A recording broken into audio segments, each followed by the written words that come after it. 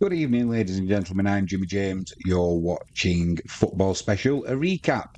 Only a short one today. It is New Year's Eve after all, the 31st of December 2024.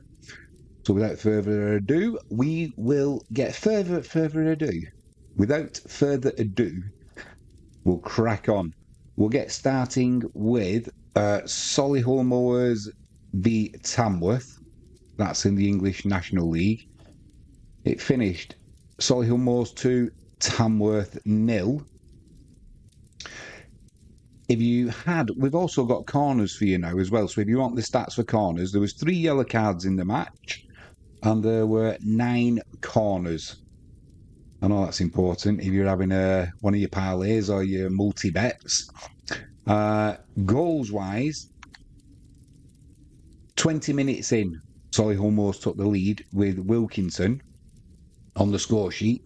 That was an assist from Tipton. At half-time, it was 1-0 to Solihull Moors. It stayed that way until the 59th minute when Wilkinson again got on the score sheet, this time with an assist from Oakley. So a brace for Wilkinson and a 2-0 victory for Solihull Moors over Tamworth. In respect to the standings, Solihull Moors, they cement their place in 6th position on 41 points.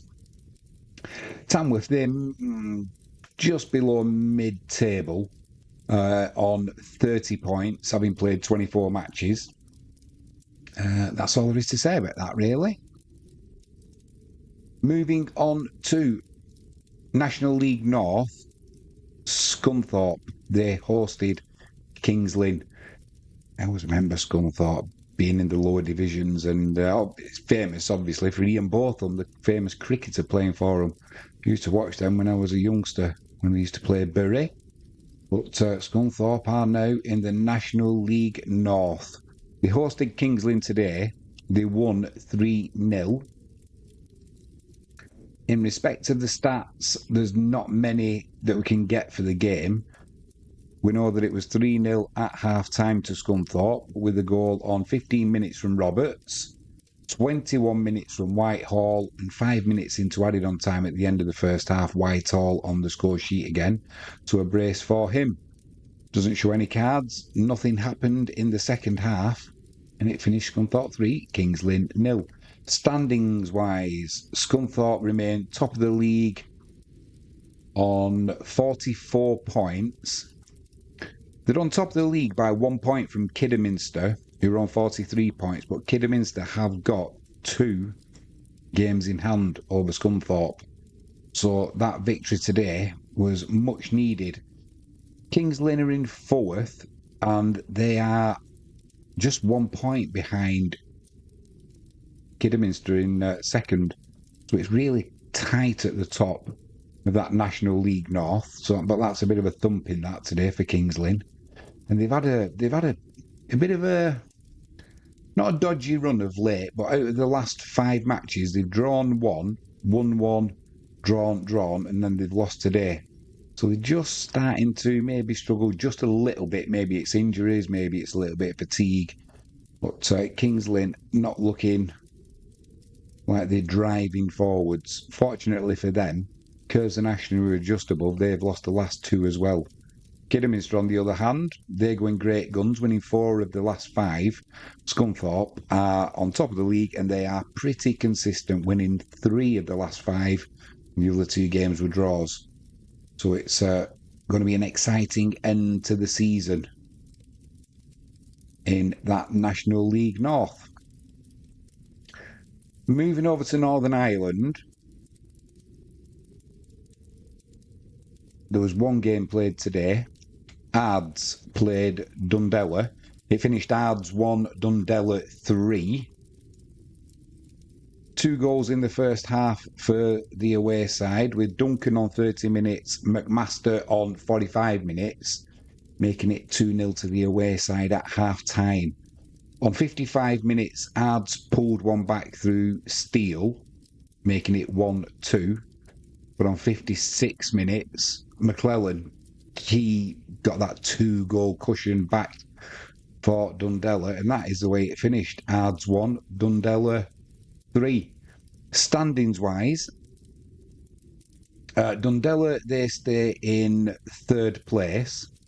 In fact, they've moved up into third place now on 40 points. Ards are just outside the playoff places on 29 points. And yeah, they've had a bit of a tough time in the last 5 matches. Ards with a loss, a win, draw, and a loss. Dundela, they had a game. Not sure why that game didn't get played against Institute. Not sure. But so they had that one was void for whatever reason. Then they had a win, a loss, and a win. So Dundela are going quite well at the top of the Northern Irish Championship. Moving to the Scottish Championship, Morton, they hosted Partick Thistle. It finished Morton 2, Partick Thistle 1. Stats-wise in the game, there were 2 yellow cards and only 5 corners. Mind you, I would imagine conditions up in Scotland were a little bit not conducive to great football, I wouldn't have thought today. I know down here on the south coast, we've just got some heavy rain and strong winds, but I believe up in Scotland, there's a good chance they're going to get some thick snow and definitely some inclement weather about. So probably that's why only 5 corners in the game. Let's go with that, and nothing to do with the standard of football between Morton and Partick. It was Morton who took the lead, on 54 minutes, so it was 0-0 at half-time. It was Stuparovic on 54 minutes, making it 1-0 to the home side. On 61 minutes, Fitzpatrick levelled things up, and it wasn't until 1 minute into added on time that Blues, with an assist from Garrity, he got the winner for Morton. So that's a bit of a sick note, really, for Partick Thistle. But that's football, as they say. In respect of the league, that hurts Partick Thistle. They're currently sitting 4th in the final playoff spot on 32 points. Morton, on the other hand, they've now moved ahead of Hamilton, so they sit in 7th. So there's nothing more to say about that, apart from Partick in the last 5 games. They beat lost to Livingston, then they beat Erdrionians, no surprise, beat Queen's Park, good result, and then they go and lose today at Morton. They would have been hoping for a draw at least. Although in saying that, Morton in the last 5 games, they drew with Livingston, drew with Erdrionians, that's not a good result.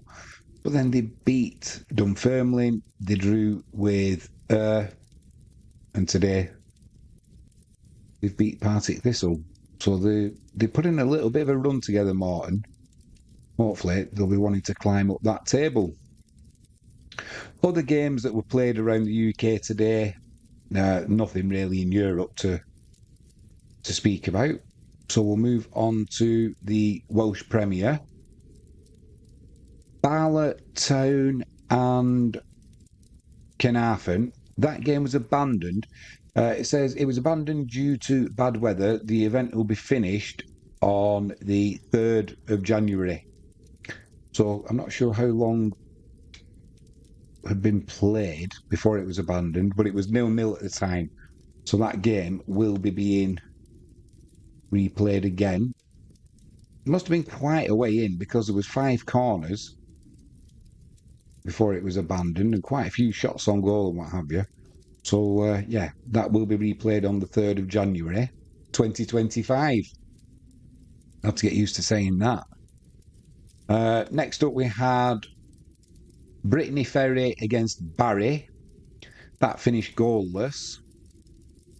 And 4 yellow cards in the match, 9 corners. Moving on to TNS. They hosted Connors Quay. It finished TNS 2, Connors Quay 1. There was 1 red card in the match there for Connors Quay. and 4 yellow cards all told. 12 corners. It was TNS who took the lead on 27 minutes through Brobble. And then just 4 minutes later, Edwards got Connor's key back on level terms. 37 minutes, Williams put TNS back in the lead, so it was 2-1 at half time. It was Kenny who got sent off 2 minutes into added on time at the end of the first half. In the second half, there were no more goals though. And that is the way it finished. TNS 2, Connors Key 1.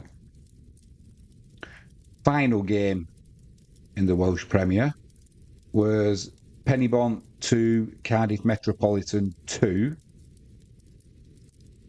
2 yellow cards in the game, 7 corner kicks. On 15 minutes, Phillips, he put Pennybont in the lead. That's where it stayed up until half-time. Just after half-time on 48 minutes, Phillips again, doubling Pennybont's lead and a brace for him. And on the 63rd minute, Cardiff Met, they got a penalty that was slotted home by Craven. And on 70 minutes, Vincent sealed the comeback with a goal to make it 2-2, and that's the way it finished.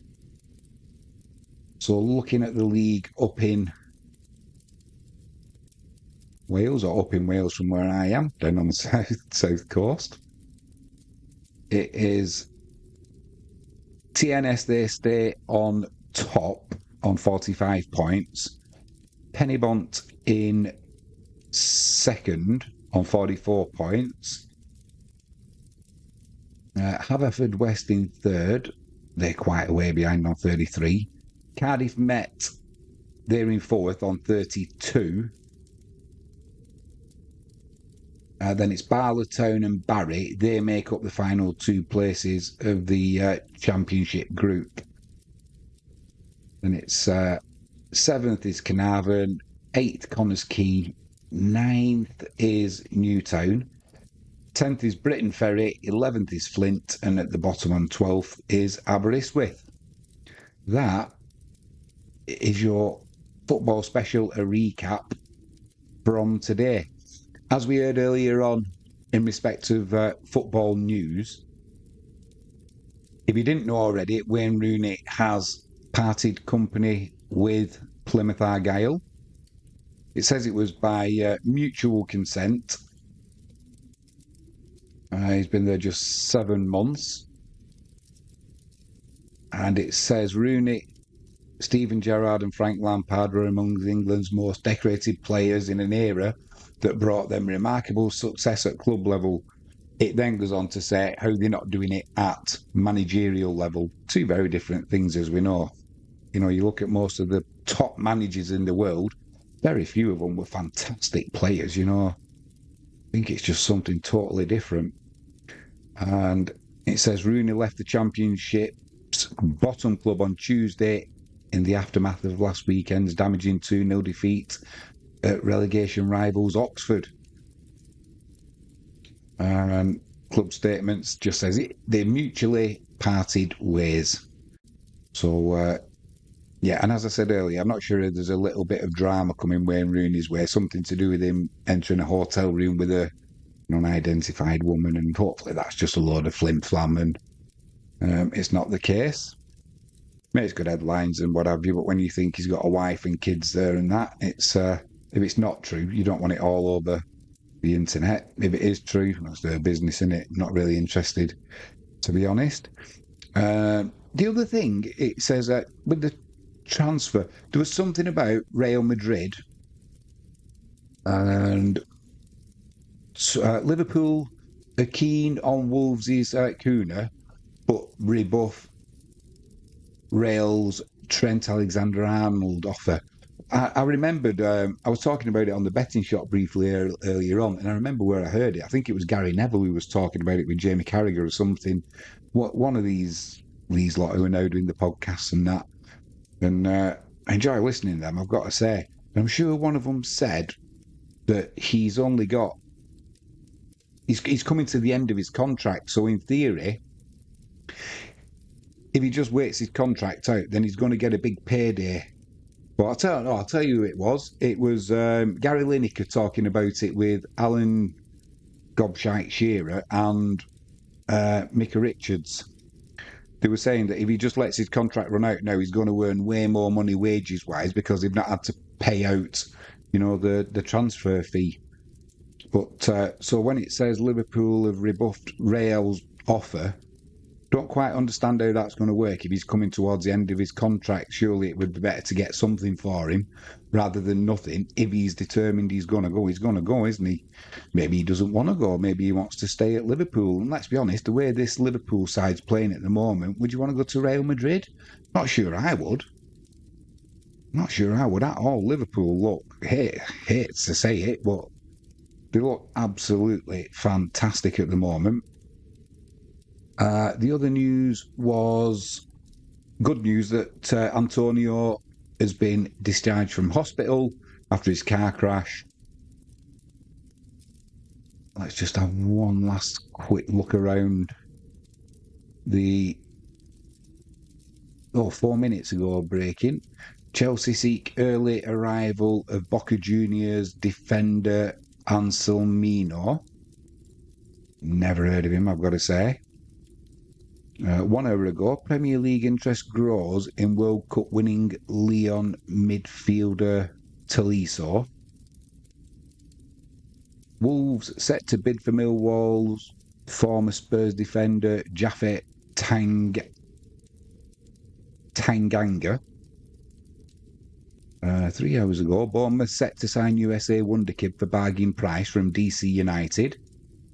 Spurs and Newcastle eye move for Manchester City winger Grealish. Fulham consider move for out of favour Liverpool midfielder Endo. Real Betis weighing up potential move for Manchester United's Anthony. Plenty of gossip going on, isn't there, and what could happen, but until these moves are, until they're signed and sealed, they're all right for looking at and listening to, but take them with a pinch of salt. This one yesterday, for 2 o'clock it came out. Oh, that's when it was on flashscore.com. Galatasaray considering audacious move to sign Liverpool's Van Dijk. Yesterday, Salah says he is still far away from signing a new Liverpool contract. It'll all come out in the wash, won't it? And don't forget, the darts will be back on tomorrow. Also, we will have live football special. Plenty of football on the go tomorrow, that is for sure. We'll have our 6-horse accumulator post out in the morning. So we'll see how that one goes. There's early kickoff tomorrow. Plymouth play Bristol City. So that's on Sky Sports Extra. You've got QPR and Watford. That's also an early kickoff. Millwall, Oxford United. That's a 1 o'clock kickoff. Then the rest of them were 3 o'clock as expected, apart from Hull and Middlesbrough. That's 5:30. Sunderland, Sheffield United. That's an 8 o'clock. If you want to watch your Premier League football, there is Brentford host Arsenal. That's a 5:30 kickoff. And it is a full programme. Looking forward to this. We will definitely have full programme in the National League as well. And the National League North. Radcliffe have got a game against Farsley. They were looking for a win there because if Radcliffe win that, they can move out of the bottom 4. So the last time they were winning, they had a power failure and the game got abandoned. So they'll be hoping some better luck this time. So it's going to be a busy day of football tomorrow. Is there any Scottish, or is that normally the day after, isn't it? Because they have a slightly different schedule over the New Year time. They have the extra days bank holiday, don't they, and what have you? So it's a big deal up in Scotland. But yeah, so keep your eye out for the 6-horse accumulator in the morning. It's just a post. Only costs us 20 pence, 10 pence each way. And join us live for Football Special Live tomorrow afternoon. It's going to be a busy afternoon. We'll get our coupon on for that one as well. On that note, this will be our last post of 2024. New channel, Catch It Live First. We've been going a few months now. Thanks to everybody who supported us. It's appreciated. Everybody who contributes, you all know who you are. So have a great New Year's Eve and join us on the 1st tomorrow, New Year's Day 2025. Have a great evening. I'm going to go and have a beer now in the hot tub and enjoy the rest of the evening with Frankie James. Best wishes to you all.